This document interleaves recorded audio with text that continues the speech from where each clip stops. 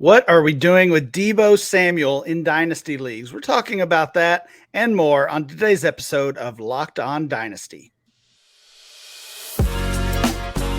You are Locked On Dynasty Football, part of the Locked On Podcast Network. Here are your hosts, Matt Williamson and Ryan McDowell. Welcome back to the Locked On Dynasty Football Podcast, part of the Locked On Podcast Network, your team every day. Thanks for making Locked On Dynasty your first listen every day. I'm your host, Ryan McDowell. You can follow me on Twitter at RyanMC23. Joining me, as always, is former NFL scout Matt Williamson. Find Matt on Twitter at WilliamsonNFL. Today's episode is brought to you by Bird Dogs. Go to birddogs.com/LockedOnNFL. And when you enter promo code LockedOnNFL, they'll throw in a free custom Bird Dogs Yeti-style tumbler with every order. Very cool opportunity there. Matt, it was your birthday yesterday. Today's a big day because it's Christian McCaffrey's birthday today as we sit here in the middle of summer. And, McCaffrey might have just lost some dynasty value. I think you probably lost some value as well. You hit the big 5-0 yesterday. How's that feel? It was pretty cool because I was down at Steeler practice OTAs yesterday and found out that Kenny Pickett and I share a same birthday, and he's half my age. I mean, he's a quarter of a century old. I'm half a century old, and they were making a big deal. Like in the cafeteria, there was birthday cake. So perfect opportunity for me to make jokes left and right that, Steelers didn't have to roll out the red carpet for me on my birthday, all that. I think it was for the starting quarterback, not the guy on the air. Kenny Pickett gaining value, still trending up. We're not so sure about you, but we'll see. We'll see what you know about. Yeah, we'll see what you know about the 49ers. We are continuing our buy, sell, hold series, looking team by team at every single team in the NFL. We're about halfway through that, and we're covering the NFC West this week. We talked about the LA Rams yesterday. It was a good conversation. I don't know if it's a good team right now outside of Cooper Kupp, but we've got a fun one today because we are talking San Francisco 49ers. We're talking Deebo Samuel, as I mentioned at the top. Matt, I said yesterday, Cooper Kupp is one of my favorite buys in all of Dynasty. I think Deebo Samuel is one of my biggest sells in all of Dynasty. I'm ready to move off of Deebo Samuel while he still has some value. He is the wide receiver 18 in our Dynasty ADP. What about you? What are you doing with Deebo? Well, before we go there, I have to take this opportunity because for those that don't know, I host another show on the Locked On Network, Peacock and Williamson, and Peacock is also the host of Locked On 49ers. So in anticipation of this show, I basically was planning on just cheating off his paper, and I'm like, "Hey, BP, who's your buy, sell, hold for the Niners?" And he has an interesting buy that we can get to after Samuel because I know his name will come up. Okay. But over the whole course of that conversation, which we didn't record, I probably should just hit record and plugged it in our show, and we could take the day off for my birthday. But instead, the thing he just kept coming back to and said over and over, which isn't, the most inspiring conversation I've ever had, but it was, these guys are better in real life than they are fantasy. Brandon Ayuk might be the fourth receiver on this team, or any given week, Kittle might be the fourth option, or, that there's just so many mouths that it's hard to bank on these guys, which leads us to Deebo. I mean, if you think he's the one on this team, I think you're mistaken. I think anyone that's listened to us over the years probably realizes that I'm not scared off by injury too much. I mean, I'm very cocky in that I'm a great owner, a great fantasy owner, and I will find replacements for guys that get hurt. So I don't shy away from, quote, injury-prone players all that much. Yeah. But Deebo's style of play is worrisome. I mean, nobody takes a beating like him at the wide receiver position. And I'm sure Brandon Ayuk's name will come up. I think Ayuk's a better football player or a better wide receiver. And maybe I'm crazy. I think Ayuk's ascending and Deebo might be plateauing.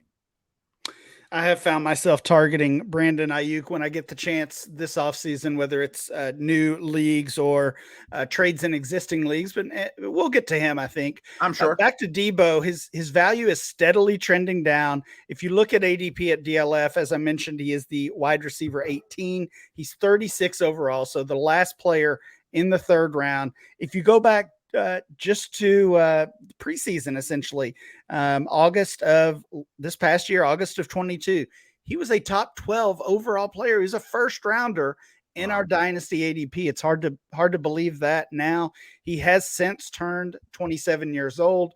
So we're seeing that steady decline in his value. Look at his ADP. It goes 12, 13, 15, big drop to 29. That was in November. And I believe that coincided with the an injury that he dealt with during the season. And it also kind of matched up with the arrival of Christian McCaffrey.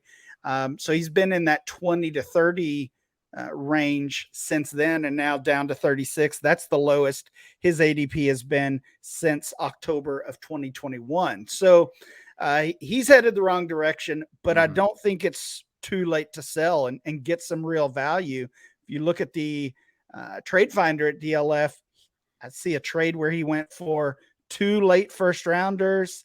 A trade where he went for, I don't know if I like this one. But basically a package with Brian Robinson, Jacoby Myers. Actually, I hate that one, but he goes even up for Chris Godwin. He goes for a late first and a second. I don't know if that's enough, but certainly if you're getting 2 first rounders, I would be selling. If you can pivot to one of those young wide receivers, guys like even like a Drake Burks. London or even Burks. Right. Yeah, certainly London. But if you want to take a chance on Burks, take a chance on Jameson Williams or Jahan Dotson, I think you can get something back with those players. In addition to those players for Deebo Samuel. So he is certainly a player that I'm looking to move on from, really just based on age and his declining value. Yeah, I'm not going to fight you on that. And I think he's a really good football player, but how many carries and touchdowns on the ground is he going to get? That might be a bit of a misnomer or a one-off. And again, he has an injury history and he takes a beating. The way they use him as a ball carrier is really interesting because if I remember correctly with the way that lined up, he was out was missing some time when McCaffrey came over to the 49ers last year. And the assumption was we won't see Deebo in the backfield anymore.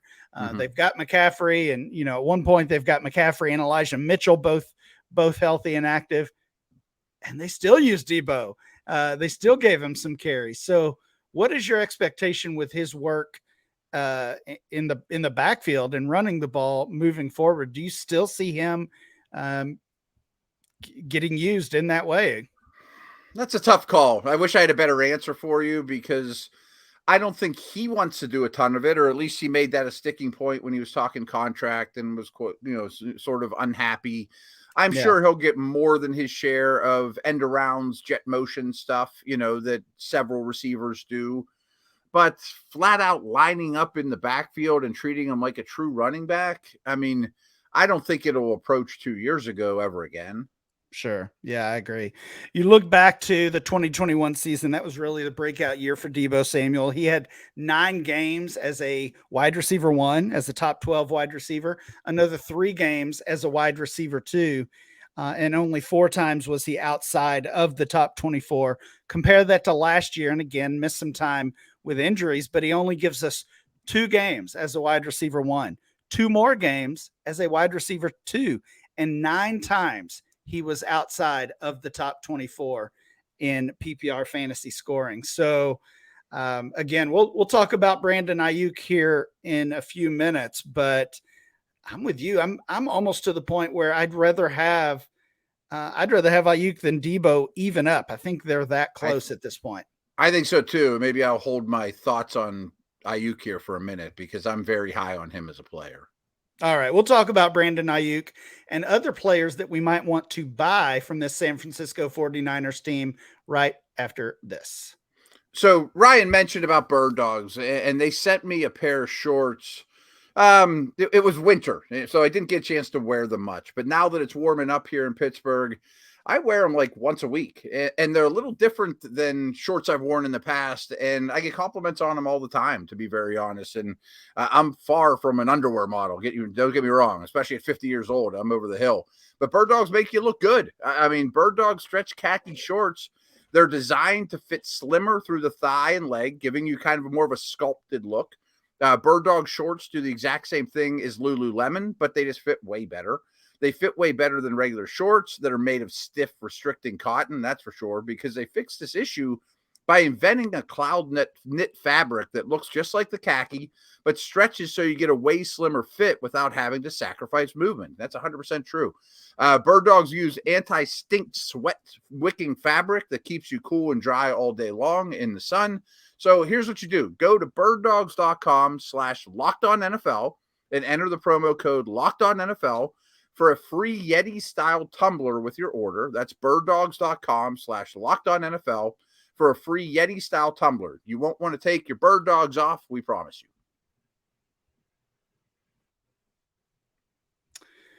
Matt, we both agreed that Deebo Samuel is the sell from the San Francisco 49ers roster. Let's list the names here once again. As always, I forgot to do that at the top. We'll list all the dynasty relevant players, and then we'll try to find some players that we want to buy from this team. Christian McCaffrey is the RB3 according to our dynasty ADP at DLF. Deebo Samuel receiver team. George Kittle is tight end 5. Brandon Ayuk, wide receiver 25. We mentioned that name a couple times already. Elijah Mitchell is the RB 48. Trey Lance, quarterback 22. Brock Purdy, quarterback 27. And TDP, Ty Davis Price, is the RB 87, just barely hanging on to any value. So, Matt, from those names, or maybe some of the other names on this 49ers roster, who are you trying to buy in your dynasty league? Ayuk is an obvious one for me, Yeah. and I just think he's a great player.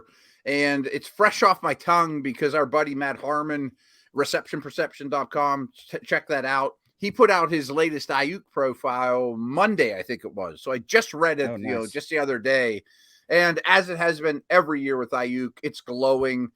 Basically calls him a complete receiver, a great route runner, tremendous after the catch. Yeah, he was in Shanahan's doghouse for that short little stint, but I think this is an ascending player. They picked up his 5th-year option, but who knows what his future is beyond that. So maybe I don't think it's crazy that when his time in San Francisco is done, he goes to the next team as a true number one, not competing with McCaffrey, Kittle, Samuel, etc. Or is Samuel around much longer? I don't know. I just think that this is a great player in the making. So I'm jumping on board now, although I own a lot of his stock already. And then I have 2 cheapies after you respond to Ayuk here. Yeah, there was actually a lot of trade talk with Brandon Ayuk very early in the offseason, speculation that the 49ers could move on from him as they try to fit all of these pieces in and work new contracts in for their top players. That got shot down pretty quickly, and it does seem like Ayuk is a player that they want to build around, especially with concerns about the health of so many of their stars. I mean, McCaffrey, Deebo, Kittle, and really all of their quarterbacks are or have dealt with injury issues recently. So they've got to be careful with that. And Ayuk is a guy it seems like they want to keep around. He is the wide receiver 25, as I mentioned, and I'm totally with you. I didn't have Ayuk listed as my buy, but I certainly agree. Looking at some of the trades, he's a little pricier than I expected. Let me throw some of these at you and see what you think. Okay. Brandon Ayuk versus George Pickens. That's a 1-for-1 deal. I'd much rather have Ayuk. Okay. Ayuk and a 4th rounder, late 4th round pick. So really not much. Yeah. Yeah. And doesn't factor in much there. Ayuk and a late 4th rounder for DJ Moore. That's Ayuk versus Moore. I think I'll take Ayuk. Okay. All right. So that that's where I'm at. Yeah. That tells us a lot there. Multiple trades on here of Ayuk for a future 1st rounder. So I don't think this is This is not a player that you're going to be able to buy for a second rounder in most situations. It's going to take that late first round pick or maybe mid first round pick to get him. I mean, you think about the players, even in I'll take him over every rookie. That's what I was going to say. Think about, Quentin Johnston. Not Smith-Njigba. Yeah.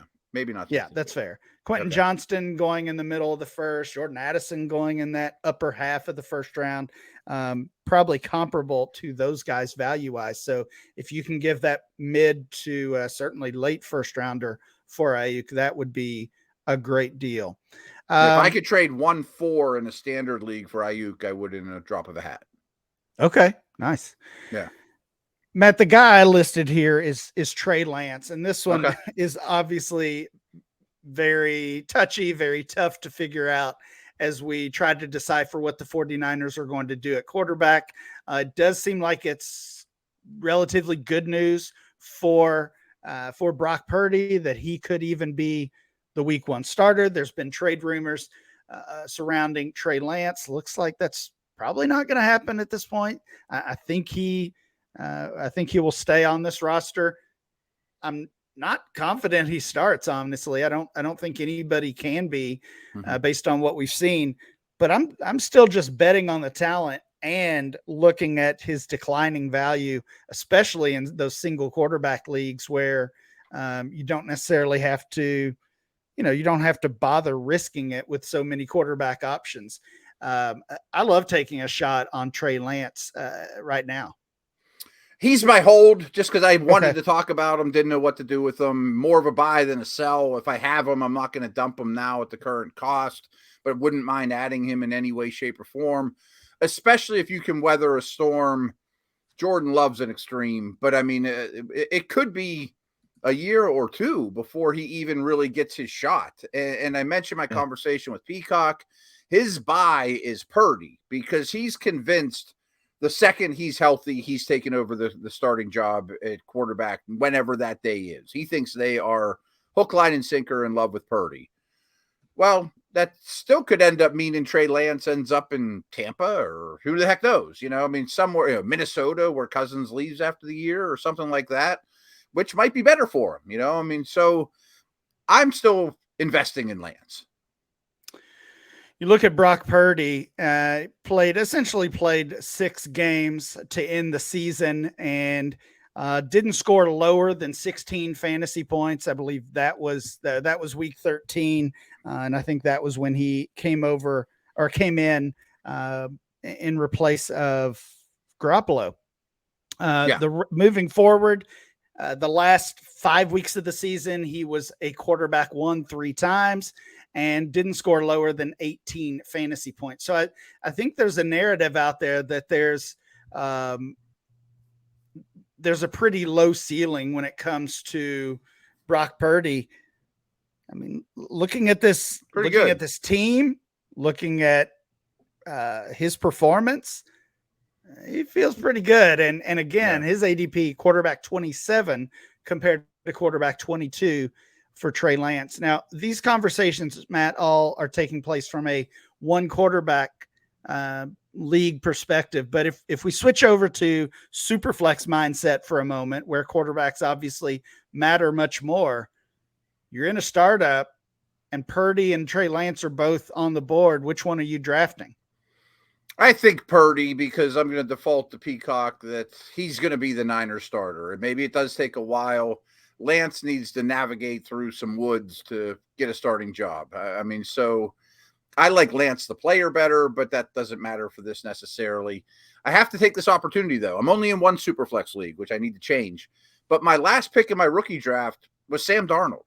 Just because, I mean, it's a deep league.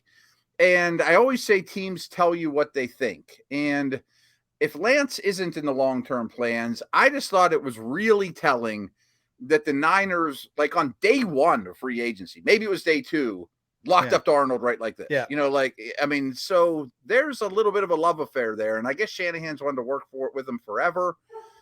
If we just see, if the door opens just a little, I mean, he's like my 7th quarterback rostered in that league. And I didn't like any of the rookies. I'm like, I'm just going to throw him out there. We know he has talent. He's like 24 years old. Yeah, I think it's a great gamble in super flex leagues for sure.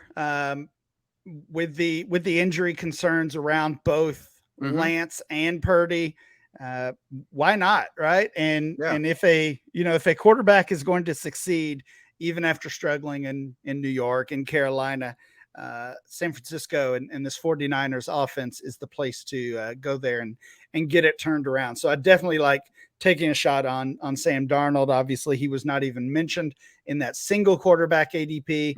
Probably not worth a roster spot in one quarterback leagues unless they're super deep. But obviously in super flex leagues, he is certainly worth a spot. Matt, we haven't talked much about these running backs. Of course, Christian McCaffrey, the most prominent one there, but Elijah Mitchell is interesting as well. We'll talk about those guys next.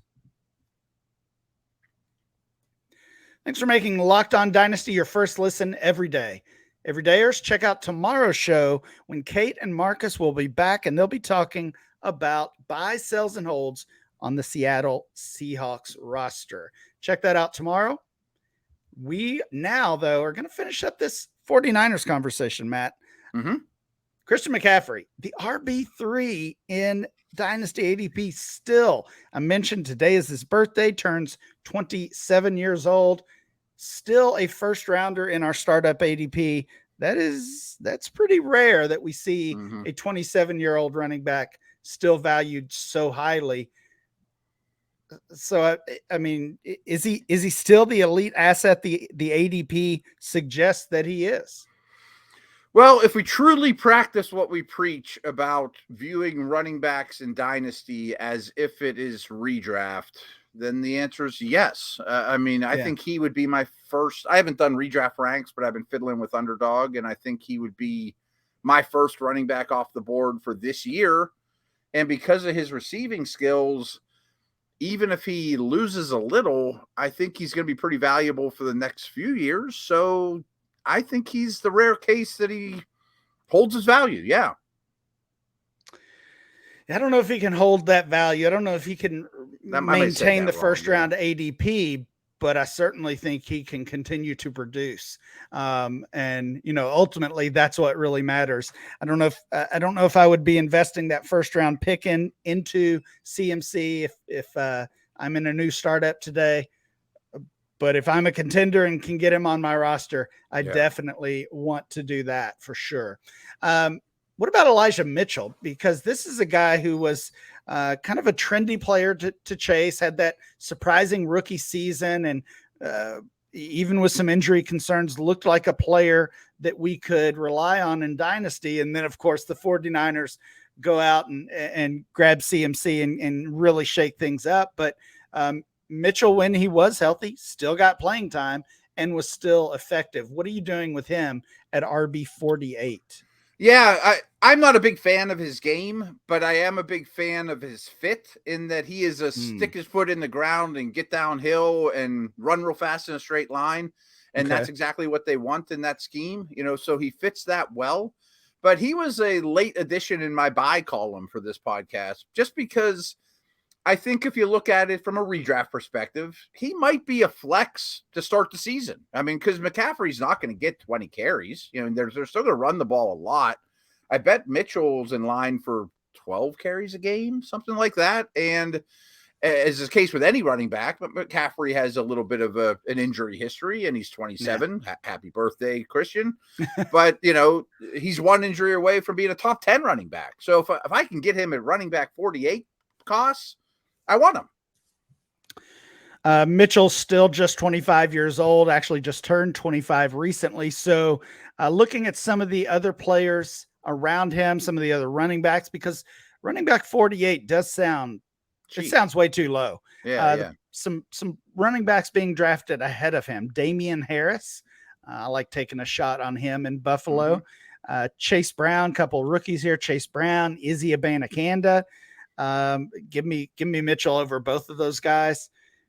Samaje Perine is RB44, and then we get into Rashad Penny, Jamal Williams, Antonio Gibson. So those, I kind of want to buy all those guys. I do as well. Yeah. I think Perine's going to be the starter in week 1, Well, again, that zero running back strategy, whether you're doing those underdog drafts or a new startup, this is why it works, because you can wait until outside of the top 100, until outside of the top 30 or 40 running backs. And you could potentially be starting guys like Jamal Williams and Samaje Perine and Damian Harris and Elijah Mitchell. And that's certainly not flashy or sexy or anything, but they definitely have a chance to put up points. And if the rest of your roster is loaded at wide receiver, at quarterback, if you get the stud tight end, that's how it really works. I mean, Penny, Harris, and Perine, they could be top 20 running backs in week 1. Sure. Yep, absolutely. I mean, they're healthy for now. Matt, any other players that you really want to focus on here? We didn't talk about George Kittle at all. Just kind of hanging around. I mean, again, injury concerns have hurt his value. He is still a top 5 tight end, although that represents a bit of a fall for him. If you've got Kittle, what are you doing with him? Probably a hold. He was almost my hold. I adore him as a player. But I do think that I don't have a lot to add about Kittle. I think we all kind of know where he is in his dynasty time frame. But the one thing I did want to throw out there is when Purdy took over, Kittle spiked in a big way. So good call. I don't know that I'm dumping him right now, especially if you do believe Purdy is a guy. What about George Kittle versus Dallas Goedert? Where are you on those two guys? I don't care about age at tight end near as much as other positions. So I think I want Kittle. Still want Kittle there. Yeah. Sounds good. That is going to do it for today's show. Please make sure you download and subscribe or follow for free on YouTube or wherever you get your podcast. Remember to follow the show at Locked On Dynasty. Follow Matt at Williamson NFL, and I'm Ryan MC23. We'll be back next time with more Locked On Dynasty.